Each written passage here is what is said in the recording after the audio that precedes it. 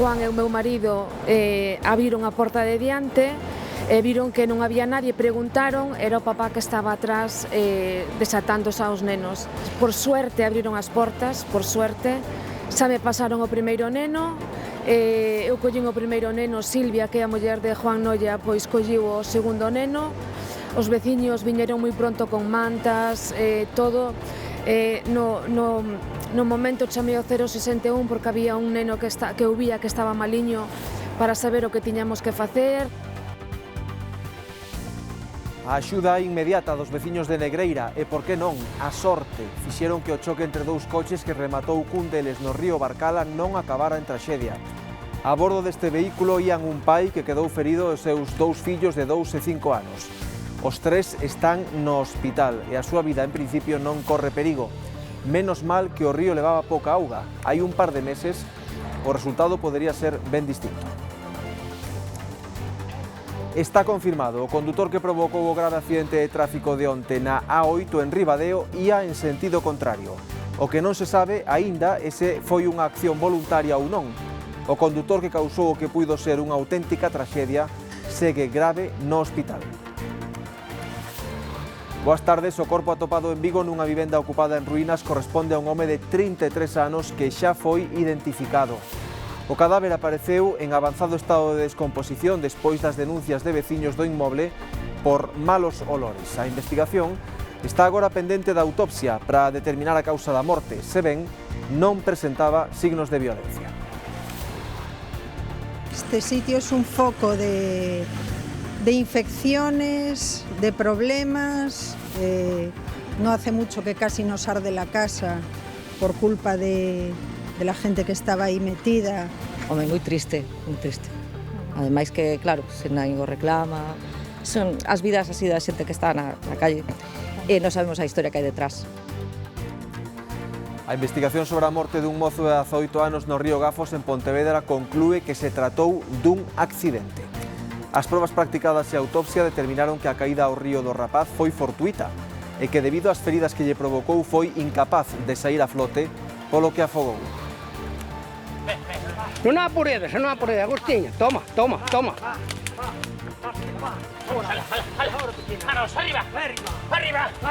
arriba. Unha zona moi escarpada, con paredes prácticamente verticais, despois de onte chover moito, está todo moi esvaradizo, está todo moi mollado, moi húmido, as vacas meteronse prácticamente ao río, paredes prácticamente verticais, pinta moi complexo o posible rescate. Nos areais de Muros hai desplegado un auténtico exército estes días. Vexan. Son mariscadoras e mariscadores e non van ao berberecho nin á ameixa, van ás algas, precisamente para retiralas e que non lles morra o marisco. Un traballo laborioso e tedioso, pero moi necesario. Hai marisco que non se ve a simple vista, entonces ao pasar tractores a eso, pois pisa o todo. E despois, se usamos rastrillos ou usamos algo para tirar da alga, ven tamén a ameixa con ela. Entonces, facémoslo todo de maneira manual e vamos aquí traballando 15 días e quedamos outros 15 mínimo.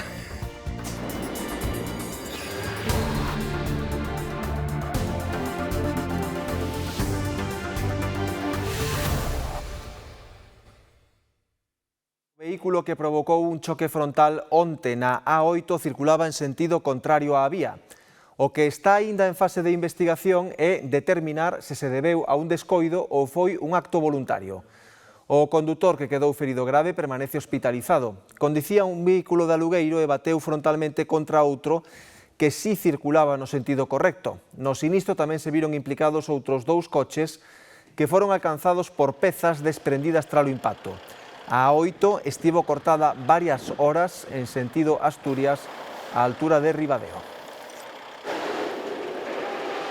Temos novidades na investigación da morte do mozo de 18 anos que foi rescatado tras caer o río Gafos en Pontevedra. Fontes policiais confirman que a morte foi accidental. O suceso causou fonda conmoción na capital do Lérez. Lembramos que foi o martes, preto das 9 da noite, cando un particular alertou os servizos de emerxencias de que un mozo caera á auga do río Gafos.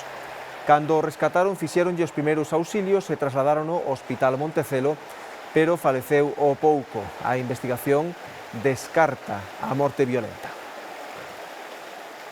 E xa está identificado o cadáver que apareceu na tarde de onte nun edificio semi-abandonado na rúa Poboadores de Vigo.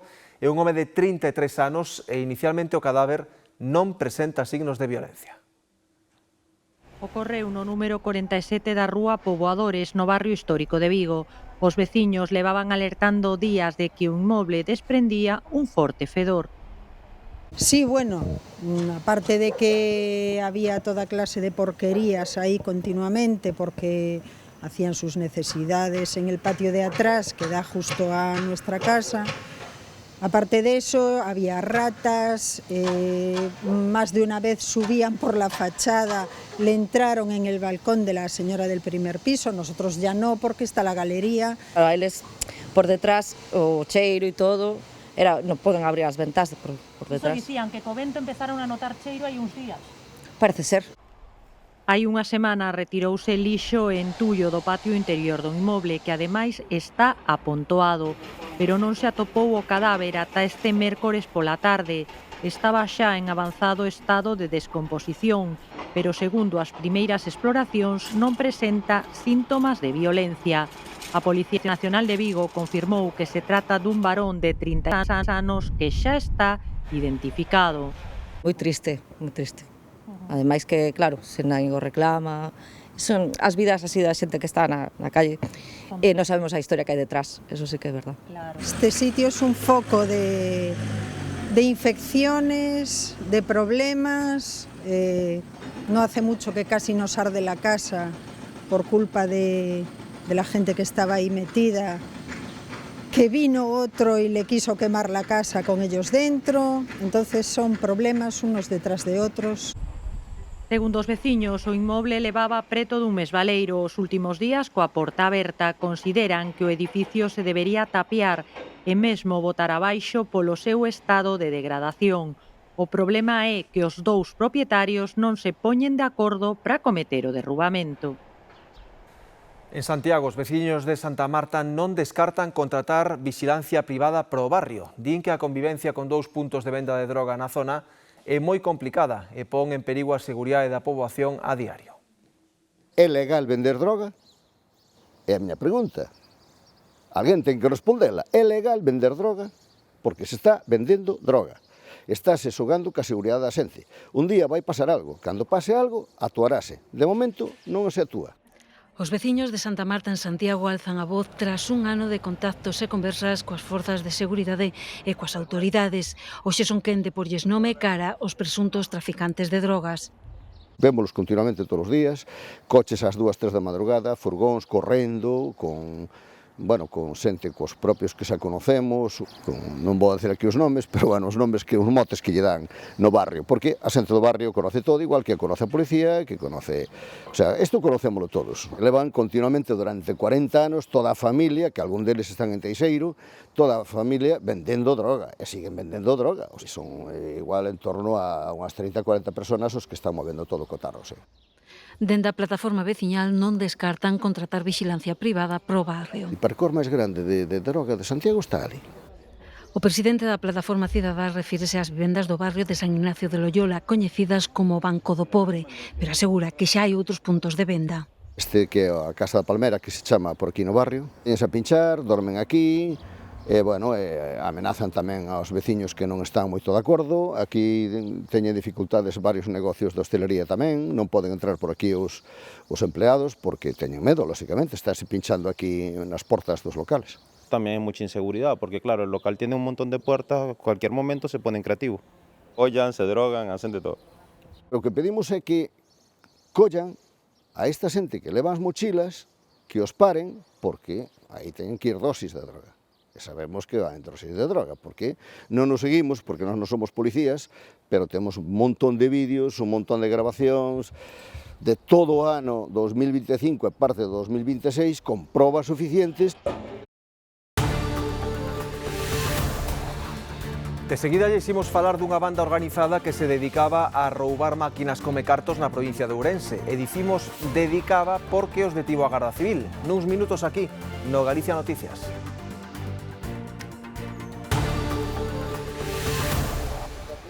Deteñen o suposto agresor deste taxista da Coruña, seguro que o lembran, que deixou o sector horas despois do asalto. Foi hai 15 días e contóunolo el mesmo. O cliente parou uns metros antes do previsto e cando lle quixo cobrar fíxolle un mataleón dende o asento de atrás. Librouse del de casualidade, o agresor nin sequera levou a recadación, pero o impacto foi tal que o taxista abandonou a profesión despois de 3 anos ao volante. A cámara interior do propio taxi foi clave para identificar o asaltante. A Garda Civil detivo unha banda organizada que se dedicaba a roubar máquinas comecartos en Ourense. Entrou en máis dunha dúcia de locais. Os danos que ocasionaron nos establecementos foron importantes. Estás, Alberto, nun dos bares asaltados en Trasmiras. Sí, precisamente este establecemento comercial situado aquí no concello de Trasmiras foi un dos obxectivos da banda de asalto das máquinas comecartos. Banda radicada en Madrid e en Toledo que actuaba con enorme violencia, destrozando a porta de accesos locais e posteriormente arrancando as máquinas comecartos. O modus operandi era o seguinte: días antes do asalto axecábase o xefe da banda e sinalaba os obxectivos a roubar onde estaban as máquinas comecartos. Concretamente foron 12 asaltos na provincia de Ourense, 4 en Oimbra, 2 aquí en Trasmiras e 3 máis en Abavides. A operación realizada por a Garda Civil de Ourense, denominada Bezungou, acabou con 7 detencións e unha persoa máis investigada.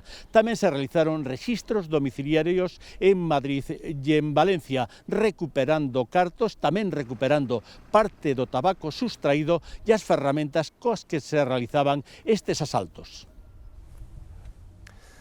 A Garda Civil de Caldas de Reis detivo 3 homes que presuntamente estiveron implicados en 10 roubos nas provincias da Coruña e Pontevedra. A operación comenzou despois dun roubo con forza nunha empresa de caldeireiría de Pontecesures. Levaron material, ordenadores e ferramentas valoradas nuns 10.000 euros. Empregaron unha furgoneta de alugueiro para o roubo. Os obxectos roubados foron localizados nunha tenda de segunda man. Menos dun mes despois, foron detectados na mesma furgoneta. Tras unha persecución, abandonaron o vehículo para seguir a pé. No maleteiro, os investigadores atoparon 750 kilos de perfis de aluminio que roubaran en Padrón. Tamén descubriron que asaltaran outra empresa de Padrón e unha máis de Bueu. Só no 2024 venderon máis de 14.000 kilos de cobre e aluminio.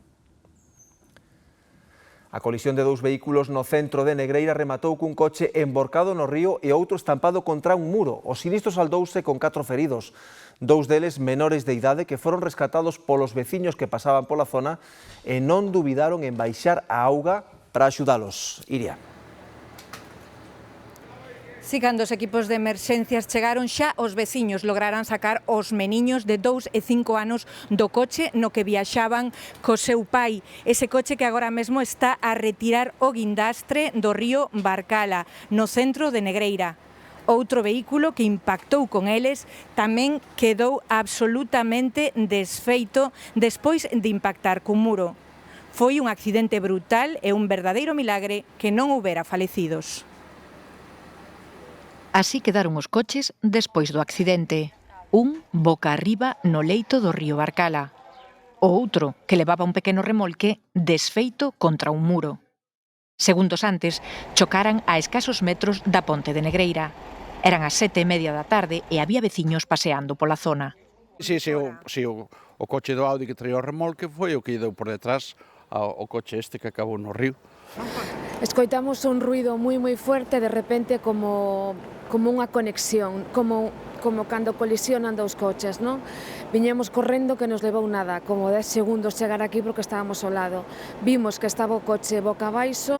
Sen dubidalo, baixaron a auga para rescatar os ocupantes do vehículo. Un veciño de Negreira e seus 2 pequenos de 2 e 5 anos.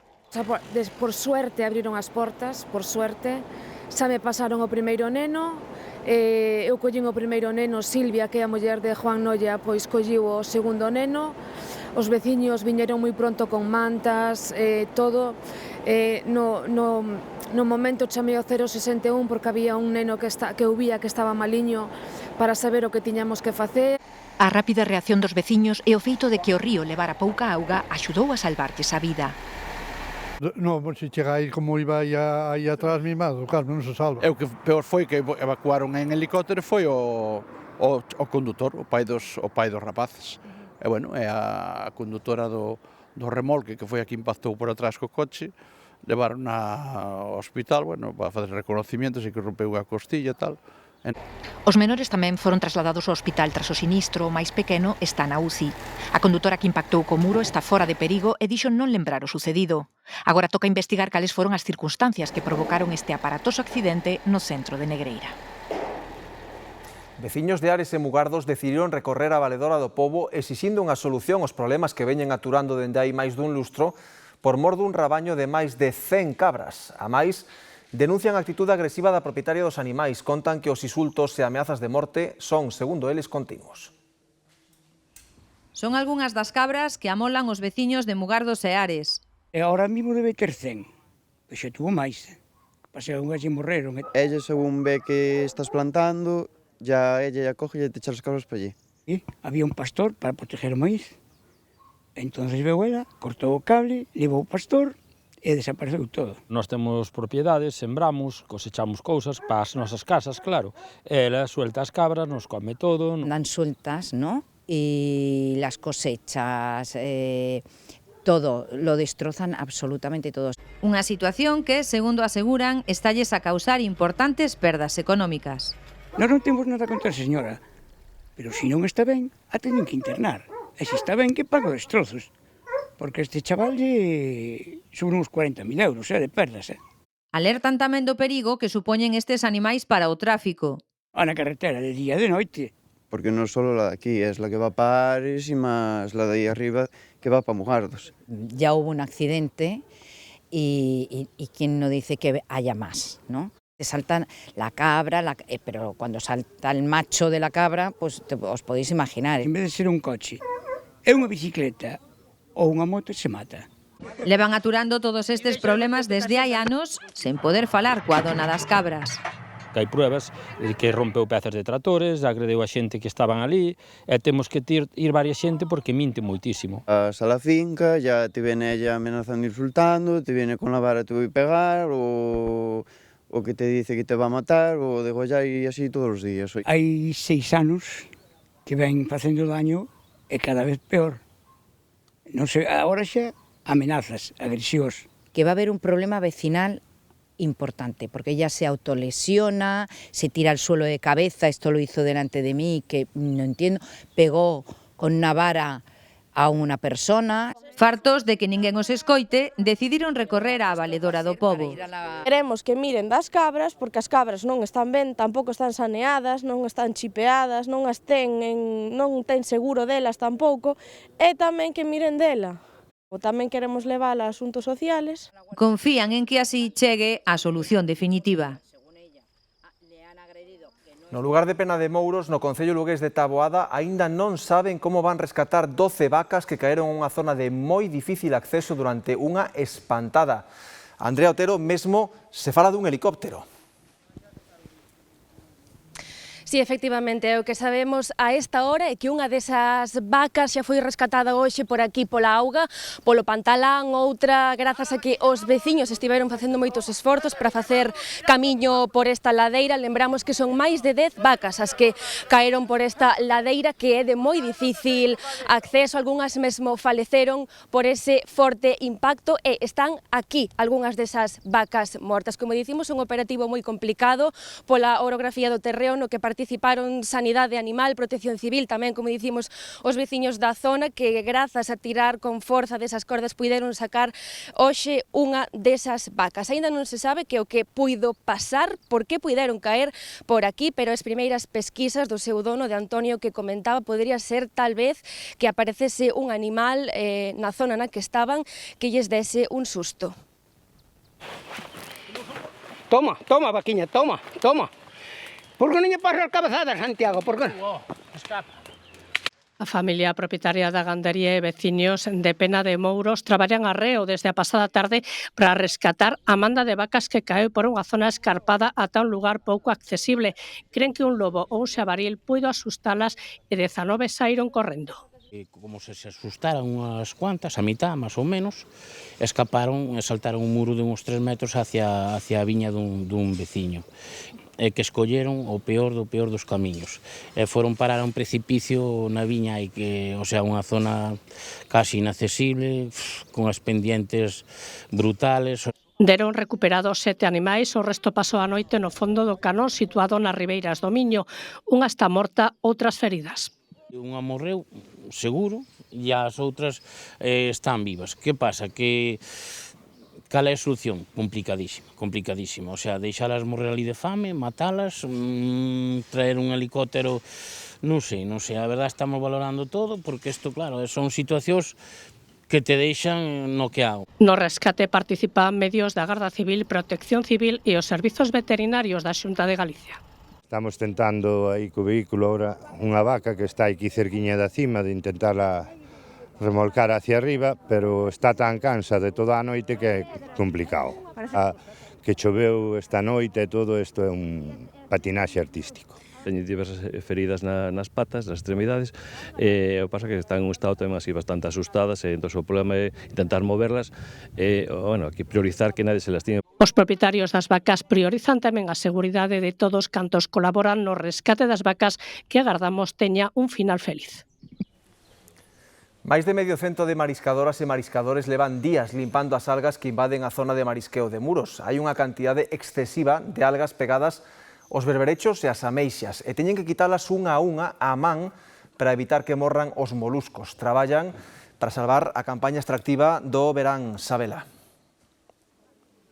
Aquí en Muros os mariscadores e as mariscadoras levan uns 8 días recollendo algas e o que nos contan é que o traballo aínda irá para longo. Utilizan os mesmos capachos e tamén a mesma roupa de traballo coa que adoitan mariscar. É moi posible tamén que estean manipulando parte dos moluscos que se a campaña sae ben poderán recoller a partir de principios mediados do mes de xuño. O que pasa que a maioría do berberecho, neste caso tamén a ameixa, están enganchados literalmente coas algas. O que están facendo é retirar, limpar esta alga e volver meter o molusco baixo a area para que continúe o seu proceso.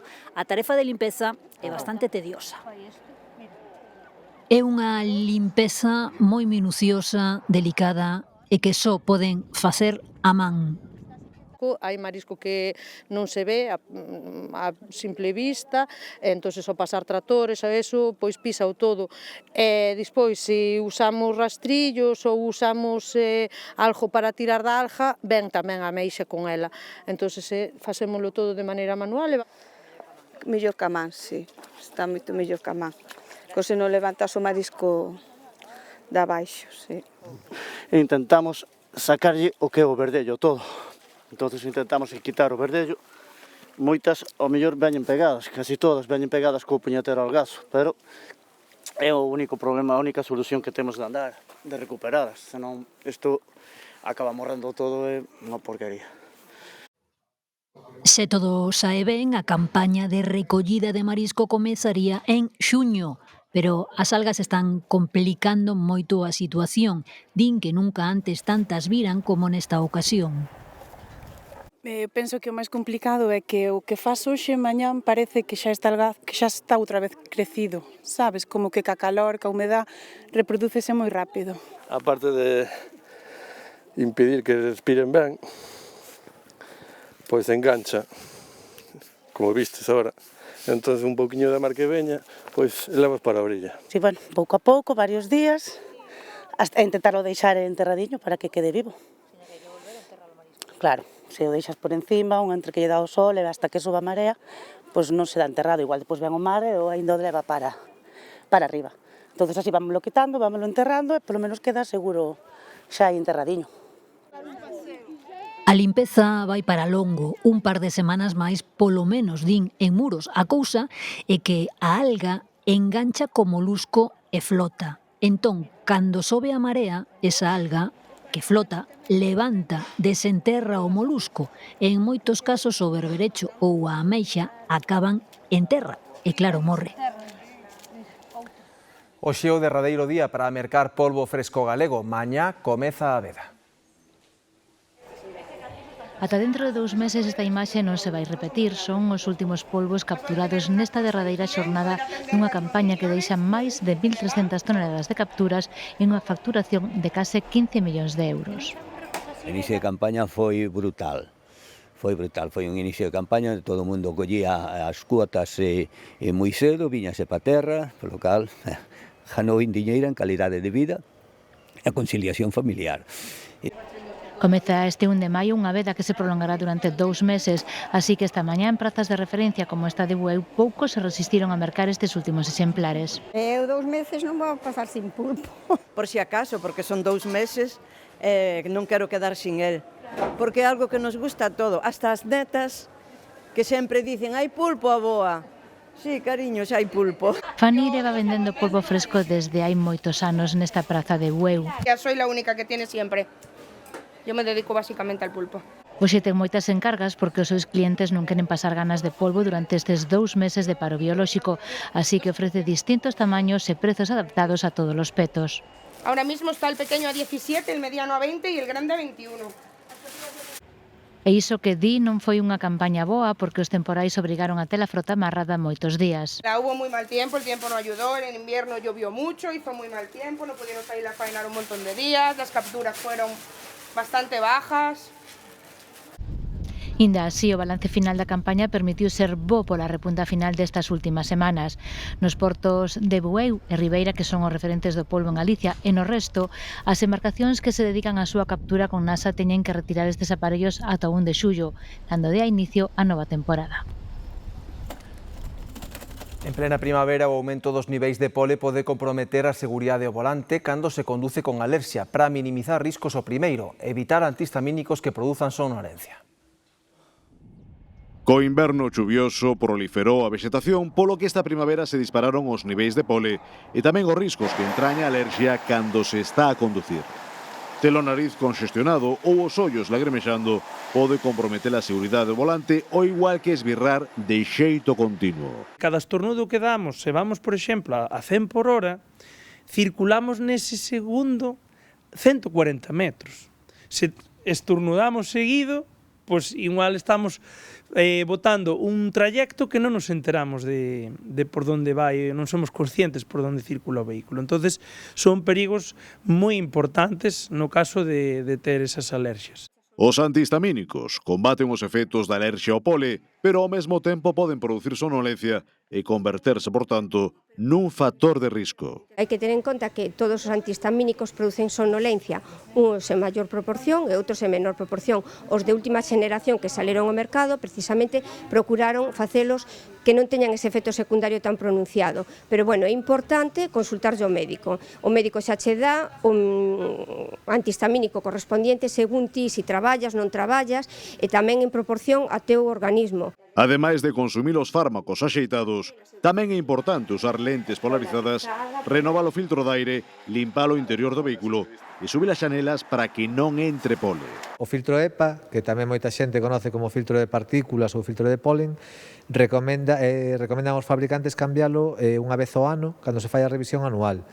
Por qué? Por toda a cantidade de polvo que flota no ambiente, incluso insectos en algunhas ocasións, que eso o estamos respirando cando vimos dentro do coche. Procurar levar lentes, porque, claro, evitan que o polen entre dentro do ollo, entonces ti estés en mellores condiciones para poder circular, non? Atender a estas recomendacións básicas, en caso de padecer alerxia, pode marcar a diferenza na estrada a hora de conducir de forma segura.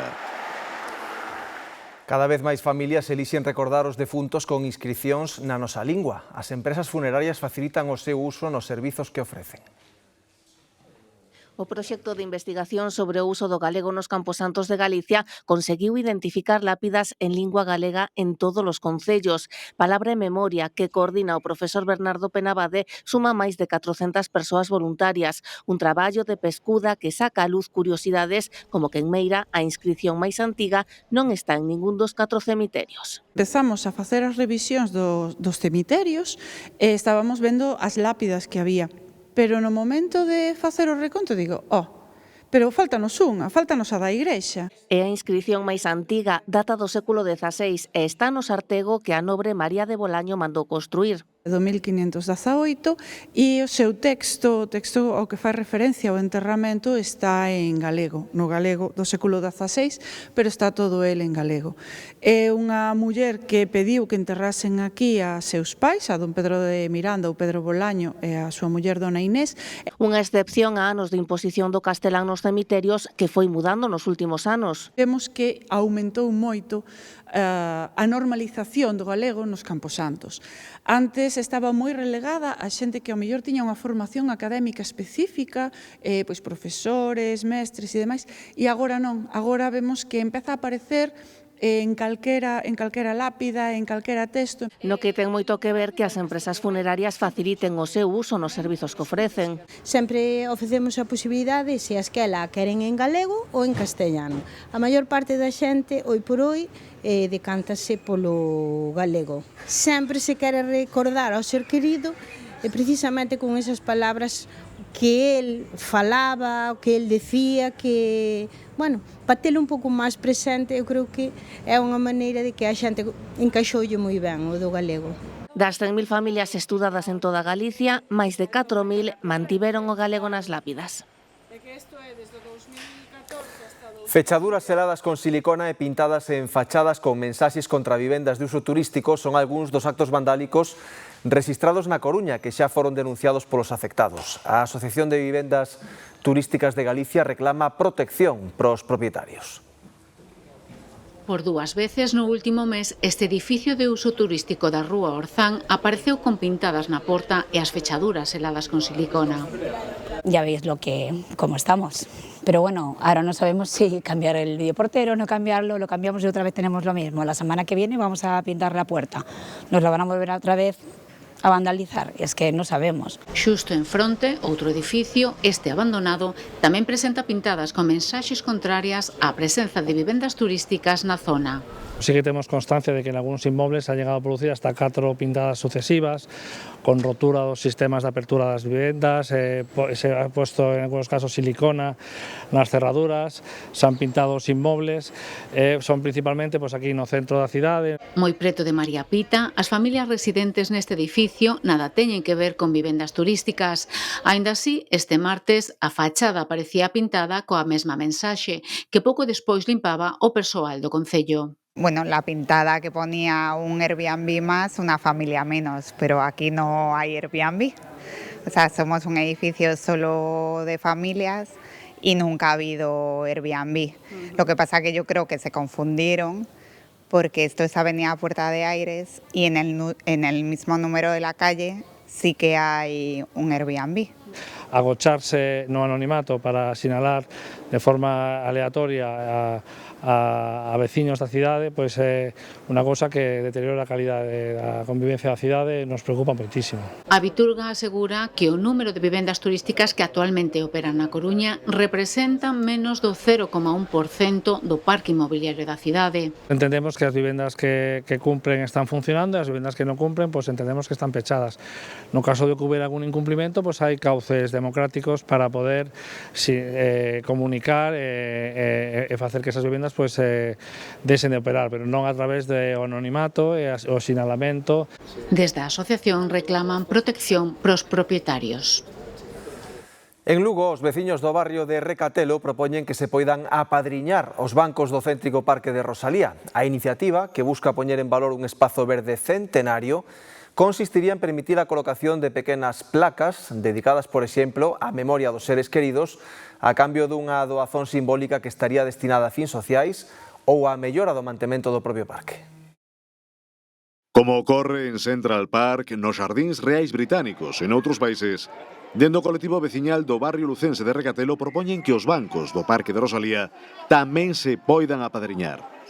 Trataríase de permitir a colocación temporal dunha plaquiña discreta cunha dedicatoria en cada un dos preto de 300 asentos ou nas moitas árbores centenarias deste pulmón verde do centro da cidade. A cambio, iso sí, dunha pequena doazón voluntaria que tanto podería estar destinada a mellora do seu mantemento como a fins sociais. Mal non me parece.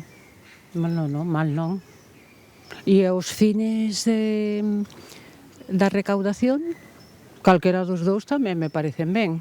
Bueno, para fines sociales xa me parece la repera. Pareceme unha proposta interesante, unha iniciativa con un bon fin social que a xente poida contribuir de alguna forma ao mantenimento e á renovación das cousas que se van desgastando, como en calquer outro inmueble. Podes dar unha pequena doazón para un colectivo social ou cuidar dun parque tan maravilloso, poñer unha plaquiña co nome da túa abuela ou dun amigo ou dun momento da túa vida, non? Nada agresivo, sin impacto en absoluto para desde logo, para o que queremos protexer, sempre con un consenso social. O principal obxectivo desta iniciativa é a posta en valor dun parque histórico con máis de 100 anos de antigüidade que actualmente vai camiño de converterse nun ben de interese cultural. Quérese, ademais, fortalecer o vínculo entre a cidadanía e este tesouro botánico e escultórico polo que pasaron xeracións de lucenses. Todo o que seña mellorar todos os elementos do parque, a conservación, a naturaleza, todo este ben que temos un privilegio co Parque de Rosalía, pareceme estupendo. Máis importante incluso que a placa, que a taxa que fora poñer o Concello, que ten que ser el quen o dirija o tema, se quere facelo, máis importante que eso, pensamos que protexer este espazo verde, non tan peculiar. A proposta, que está aínda pendente de aprobación por parte do Concello e de Patrimonio, podería extrapolarse a outros espazos verdes de Lugo, como é o caso do Parque da Milagrosa. Ata aquí o noso tempo por hoxe, quedan xa con Marta de Arriba do Telexornal. Grazas pola compañía e moi boas tardes.